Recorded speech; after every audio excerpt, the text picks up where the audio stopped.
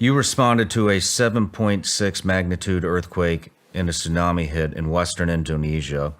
Only your crew was routed to that location to provide support. Indonesia has a large terrorist population. The Marine crew was armed and tasked to provide security along with medical equipment and food supplies. But it was just your unit. Yes. Which there was 5 of you, correct? Yes, there was. And so they ended up choosing the Marines out of my unit, at least in the company, to go out. So it's not like every single Marine in the company was able to do this. They just handpicked people to go on these sticks of 6 Marines. So originally it was supposed to be more of like a deterrence, but also overwatch protection. So that way these helos can drop the supplies. The logistics groups that were a part of it can then render aid or whatever it is to the local population there. Was it volunteer or were you hand selected? Hand selected. Okay. Or voluntold, I should say. Okay, voluntold. Good way to put it. Yep. And I'm just curious, what are you hoping to accomplish by coming out? I want other people who have witnessed similar things or are part of certain things that are very controversial but end up being true to come out and understand that what's going on is not acceptable. And this is just a facet of corruption. It may not be the political corruption that's coming out now that people are witnessing with their own eyes. People call them conspiracy theories. What I'm hoping to achieve is to get other people on board to understand that the government supports what we're doing because they were in the dark about this too. And now they're coming out and they're actually putting the hammer down. Recent bills that have been passing as far as legislation through the Senate Intelligence Committee saying that these corporations have to give the goods here in 6 months or else there's going to be some consequences they're going to face either through the judicial system, which obviously the government's got a lot of weight with that. The other aspect of it too is that they're going to ban these companies from doing contracting work for the government, which means they're going to lose billions of dollars. They're going to go broke. So I'm hoping that they actually comply with this measure because one, this technology is going to help benefit humanity as a whole. Not in a militaristic sense because that's just foolish. It's more to help out humanity because now everybody's going to be on the same level technology-wise. I think the common ground here and the narrative with that is you're hearing people come out, at least in the mainstream media, is trying to talk about ETs being evil. My event had nothing to do with ETs. And there's some misconstrued concepts that are going about. The technology may have came from ETs at one point, and that's what we witnessed. But we witnessed much more of a sinister plot with this, that they're using it. For people who don't know, 2009 during this operation, that's why we're responding, obviously with the humanitarian nature of this, because 31st Marine Expeditionary Unit, that's mainly what the expertise is, at least as far as Marines go. It's not really combat operations for the most part, even though Indonesia, among other parts in that world, are large networks for terrorists and insurgents. Mm-hmm. So having that expertise of going in and try to help people, I think is also good to us because it teaches you the balance of it. Instead of being a war fighter, you actually get to help people. Instead of, launching bullets at people, you're still helping people in a different cause. You still get to be heroes for people, which is great. So totally incidental as far as our encounter. When we went onto the slope, because we had our LZ, it was a hasty LZ, and they're dropping supplies. They have, a bunch of stuff, and it's other helos too. They're just kind of forming a perimeter around the city, dropping Marines here. You could provide overwatch.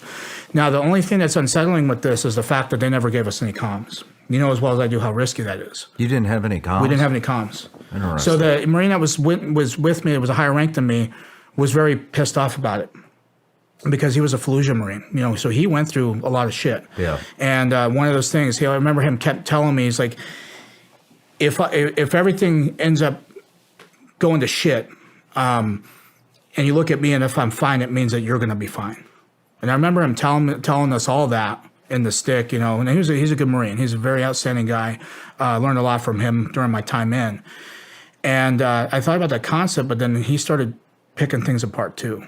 He wasn't very comfortable with that. But luckily the thing was that we were still relatively, close enough to the LZ, because when the bird was supposed to land, because obviously they were coming in, dropping the supplies, and they'd bank off. The last one that would come down would land. That's when we basically run to the helo, 300 meters. You're in good shape, and you have an average combat load, 120 rounds, so to speak, with an M16A4 and a Camelback. Not really much, so you can make that trek relatively quick. But they also have security on those birds too. With the flight crew, with the gunners on the sides, they had 50s on them. So if there is some opposition, they're going to meet with those on top of us engaging them. So we were positioned near the slope. You know, it wasn't like a steep grade or anything, but it was enough to obscure what was going on the other side that we had no idea what was going on. So we got, you know, naturally you want to take the high ground so you have observation of everything. And this is when we came across this operation. And it was something that stuck out like a sore thumb because here you have terrain that is a jungle terrain, very green vegetation, things like that. And then you have something that's sticking out right in the middle of an opening. And it looks very odd. It's something that's, you know, I'll remember till the rest of my life. To the day that I leave this earth, I'm going to remember seeing that. And it's just imprisoned up here. I had a camera with me. It was a Panasonic cheap camera. You know, it had kind of like, you know, ancient compared to what you got set up in the studio, you know. But it was enough at least because it was part of stuff that I've never did a humanitarian assistance before. So I was taking videos of them dropping stuff off, things like that, until we trekked up to this point. Was taking some pictures because it's a place you would never really ever go to, at least the real part of Indonesia. It's not like Bali or Surabaya where it's like touristy stuff. Yeah. You know, this is where it's actual cultured people. You're actually seeing reality here. So it's stuff that I kind of wanted to document and just say, you know, I was a part of this. I can look back and say, you know, oh, I remember that. But then looking north past that slope and seeing that down, and I took some video and some pictures of that. And I had, you know, I stuck it in my dump pouch. You know, I was a saw gunner naturally, you know, so I had M249. That was my favorite weapon. I liked having a belt-fed machine gun. As much as a pain in the ass, I liked having that compared to an M16 or an M4. So because we were in the humanitarian, all they did was give us M16A4s. You know, they had RCOs at that time. They weren't the ACOGs. They had the mills on the sides for windage and stuff like that, as well as the PEC-15s. You know, so if we were doing any kind of night range or night operation, we'd have those with our PBS-14s. So it's just a very basic loadout that we were doing. You know, nothing really crazy.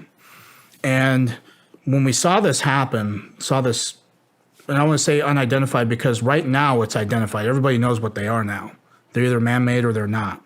And if they're not, the government's coming out and telling people, admitting it, not directly, but they're still admitting it to a degree that it exists. Because why would they spend time with this legislation coming out? That's a good point. Why would they do that? If it doesn't exist, why were they going through these measures to basically hold a gun up to these guys' heads and say, you better relinquish this technology or else? They're not just doing it, and knowing and seeing this unfold, even being in this position of having to brief the Senate Intelligence among the Special Intelligence Service too, which oversees the letter agencies, because they have no idea what's going on either.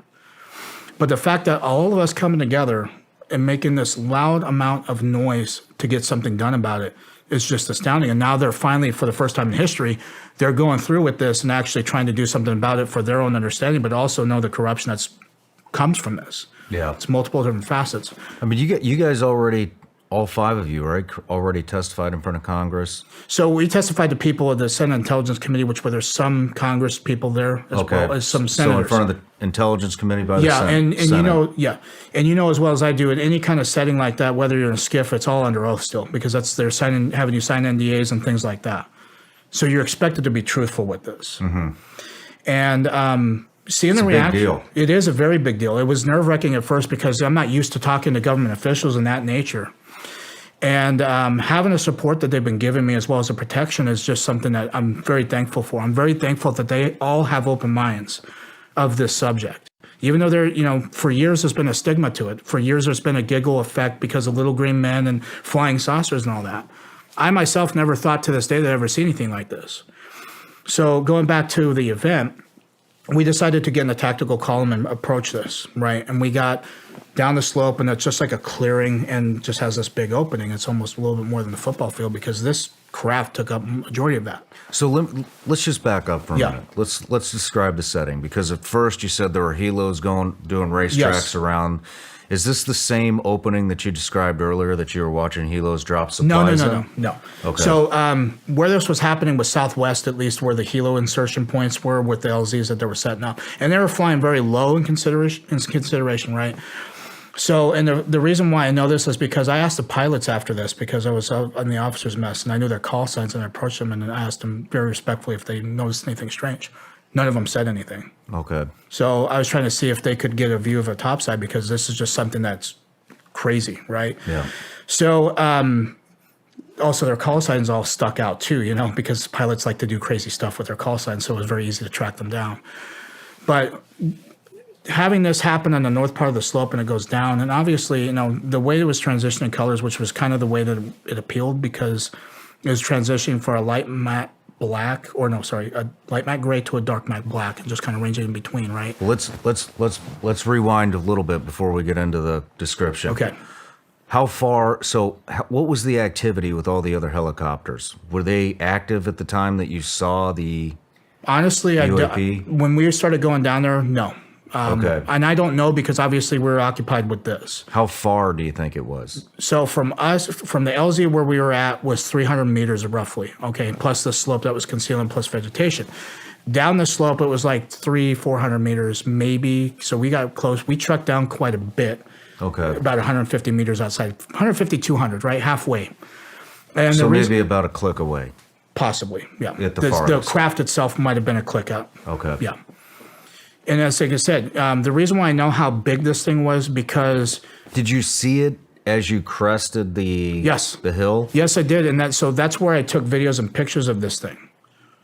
That's how I was able to see it because taking pictures of the chaos going behind and everything. You see in the rubble, burning buildings, flooding, and all that kind of stuff. And then you turn around, and I'm like, So you crest this hill. yep, You look down into the valley. yep. And there's a clearing. There's a clearing with a UAP Yes. just sitting there. Sitting there hovering. rotating clockwise, yep. And that's in transition this color spectrum I was telling you too.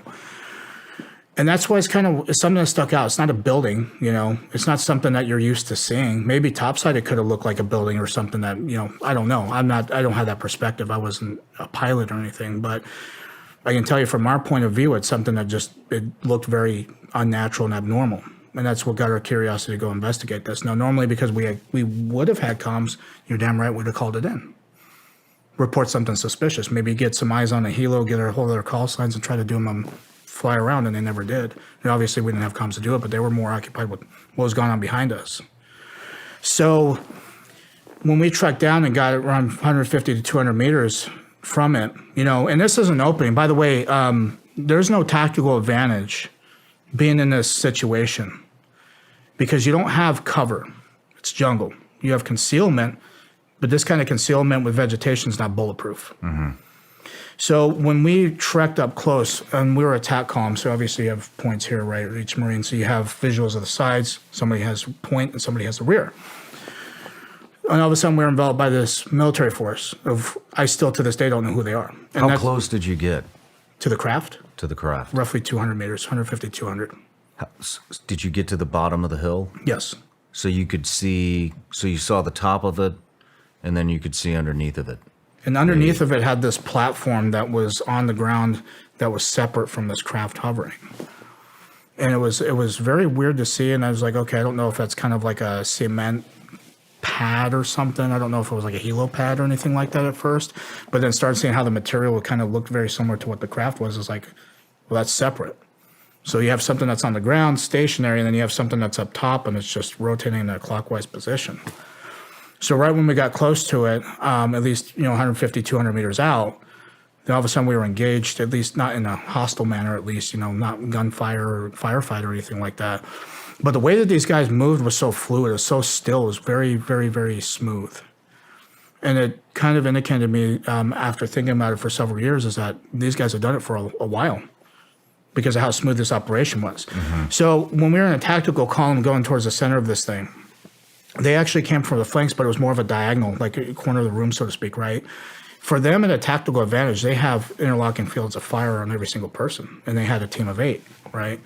And the gear that they had was black OTV vests. They had black camouflage utilities. So what you're saying is there would have been no they were professionals. Yes, there would have been yes. no Mexican standoff where No. if they fired, they're shooting into their other squad. They had perfect angles. Yes, they did. To where both sides could engage you. Yes. Team of 4, team of 4. So it was like a fire team element. Without worrying about a blue on blue No. situation. Exactly. Okay. So, with that being said, because as they approached us, you hear the safeties flip off. Now, your attention to detail, when you're seeing this kind of stuff, your senses are very heightened, so you can pick up. I know you being a combat veteran, you know all about that. Your heightened sense of awareness is going through astronomical changes. Hypervigilant. Yes. So you can hear stuff a lot clearer. And that's when you kind of picked up the hum that this object was doing, along with these guys flipping their safeties off, especially M4s. You know, it's very distinct sound. Anybody in this room who's held M4s and has shot them, M16s, things like that, it's very distinct sound to flipping it off. So we kind of knew, and they started yelling at us. You know, they were like, you know, you're not supposed to fucking be here. What the fuck are you guys doing here? Who the fuck are you with? You know, so they knew they were using the kind of lingo that we were using too, especially in the military. So it made me think that at some point these guys actually were uniformed military at one point. Any accents? Not accents. It's just like American dialects, how you and I are talking. Very, you know, at one point they said they were going to smoke us. They could throw us out of a helicopter. It's very easy to get lost in the jungle out here. You know, they kept saying stuff like that. So after they enveloped us, they all pretty much got in line. They told us to put our weapons, so we all got in line as well. And we had our hands up. We had our weapons slung. And they're having two guys watch while there's a guy basically taking our magazines out of our vest. And they're throwing them on the deck and they're kicking them away so we don't have time to react. They also, at the same time, the first thing they did was obviously take our weapon and clear it. But they took the magazine out and they actually held it in a way to where they could pull the charging handle and collect the round and have it not hit the deck. So the way that these guys operated was very smooth. It's very calculated, very precise. You could tell they've done this a lot, or they've rehearsed it a lot. You know, especially combat operations, you're doing terrain model rehearsals, you're doing rehearsals whether you're clearing rooms, trying to figure all that kind of stuff out. These guys kind of did the same thing, I'm assuming, because of how smooth it was. And because you know as well as I do, you have new guys that join a unit and they're not that fresh. You know, they're very choppy because they have the basic understanding of either how to stack up and do room clearing. And the guys that have done it and been through combat deployments and all that, they're very kind of methodical, very smooth because they know what to expect. These new guys, it's not the same thing. You could tell these guys were seasoned. So as they did that, they actually, each Marine had two guys on them, plus one that was taking the stuff off of them. They actually knew where our military IDs were because in Marine Corps order, you have to have them in your left breast pocket. So there were 15 of these guys, 3 on each Marine. No. So they had other guys right here, and they had 3 that were just going through each Marine, okay, while other people were holding each Marine at gunpoint. And they're not like super close to us range wise with because if you get a muzzle close, I mean it's easy to grab it and kind of fend off, especially with a rifle. But these guys were off at a standoff distance that even if you try to move, they could smoke you. One search team of 3 guys. Yes. And then the rest of the squad was aimed in Yes. on you. Okay. Yeah. So, and again, they're not anywhere where they could actually, there was people behind us because obviously if they had to engage, they're going to hit one of their own guys probably. So it was more like they were kind of moving the same way through all of us, all 6 of us, taking our stuff, taking pictures of our military IDs, So they had like these devices that kind of look like a very thin, it looked like a smartphone modern day right now, because in 2009 it wasn't the case. I think the most high-tech thing they had at that time were maybe Blackberries, but they're bulky at that point with the ball, and then they had their flip phone razors and things like that. But these look like something you'd see today. And they were taking pictures of military IDs, and they had some other device that was like reminded me of a BAT system. I don't know if you're familiar with that. Describe it. It's like a biometrics tracking system. So what it does is when you come across with an insurgent, you can take pictures of their face, their retinas, fingerprints, something like that. But they were trying to scan our IDs with this thing, and it wasn't working. So they're kind of getting frustrated with it. So as this is going on, did they collect biometrics from you? No. Okay. No. Which they took pictures of us. But that may be enough, and then they took our IDs, because some people I talked to that are in the special operations community with that, they said, yeah, we have the ability to scan IDs, and it tells us everything about you. Military IDs, driver license, things like that. So it's very high-speed stuff. I mean, and considering this was in 2009 compared to now, I mean, of course, they had this thing that they were using to load up stuff. It's very advanced physics, something hovering off the ground, not making any sound, but an audible hum, like a guitar amp or something that's like a transformer. So it didn't sound like a jet. No. It didn't sound like a helicopter. Hell no. There was no engine noise. Nope. Just a hum. Just an audible hum. It's very creepy to see because it's not normal. Was it like a bassy hum? Yeah. Yep. Okay. Like a guitar. Like if you were to unplug it, I mean, it wasn't the same pitch, but it was like the same kind of sound, same kind of noise that it emitted. And, so as they're searching us, we're watching this thing happen. And that's when we started seeing trucks come from our left and go onto this platform. And they were up armored 350s. I know exactly what 350s are. They were kind of beefier trucks. They were matte black. When they were coming at us, and they go left. And I was glancing between what was going on in front of us with these guys, and then all of a sudden glancing over to what was going on behind them. And that's when I started seeing the key details of this thing. Like it had like a scale pattern on it, kind of like an octagonal, because the craft itself was like an octagonal shape where you could see points. Had a pyramid structure on top that was black, and you can see the shadowing of it as it rotated. But it was rotating very slow. And then it had like these vents on every single corner on the middle part of these the panels anyway. There was like a Vanta black. It was like a dark black that would like absorb light. Very weird. What do you mean by that? A dark black that would absorb light? So if you ever familiar with the BMW, they painted Vanta black. It was like a very super dark black. It's not like a reflective material at all. The matte black? Yeah, but very, very, very, even darker than matte black. Okay. Like you can shine a light at it and it won't even illuminate. Like the Batmobile? Kind of. Something like that. But even, it was like very dark. The only way I can describe it was like that Vanta black. Okay. And when you mean absorb light, you're saying if I shine a laser on it, you might not even see the laser, Correct. or it would be very dull. Correct. Okay. Something like that. So we're watching these vehicles, right? These trucks. Now, the thing I would say on the front of them, because Humvees, the military has, they have the IR lights on the front near the headlights that you can drive at nighttime with your knots. So they had the same thing because they had the same kind of slits that had the IR lights. But they had weapon cases in the back of each truck bed. And, you could store like a couple hundred weapons, maybe 100 weapons, maybe a platoon, a company-size element. And it was the same Pelican casings that we would use to store stuff when they were transporting, So very big cases on 2 of them in each truck bed. And then they had a shipping container thing. I mean, it looked like a shipping container, but smaller and half the size. And the thing that was different about this is it had a cylinder on the front of it that was towards the truck. It was like parallel to the ground, just a cylinder right on the top of this thing. And for years I thought, okay, like there's got to be oxygen supply or like a vacuum sealing thing that you would, because obviously I'm thinking it's drugs. I was like, okay, so this is a very advanced way to do that, just years of thinking of this. And come to find out, when I gave my speech in D.C. on that Saturday for the Disclosure Project with Dr. Greer, he's got a lot of people coming out of the woodwork, by the way. And this gentleman, I'm not going to give any detail. I know a little bit about him, but he works in some of these projects at some very controversial facilities. He's aware of what was going on. After I gave my presentation of this, he confirmed, he says, no, he's like, I don't want to leave Michael hanging out there, but I was not expecting to come and talk to you about this. And he went explaining what the operations do, why they do it, and what they were using them for. And he says, there's not drugs that they're putting in these shipping containers. He says it's humans. Human trafficking. Yes. His own words. And, of course. And he also wants to come forward, at least with him and 30 other people that are involved with that part of the work. But it was very disheartening to actually get that information relayed to me, because here I'm thinking for years it's drugs and it's a much sinister thing. But it makes sense because they use natural disasters that people are going to be missing anyway. Yep.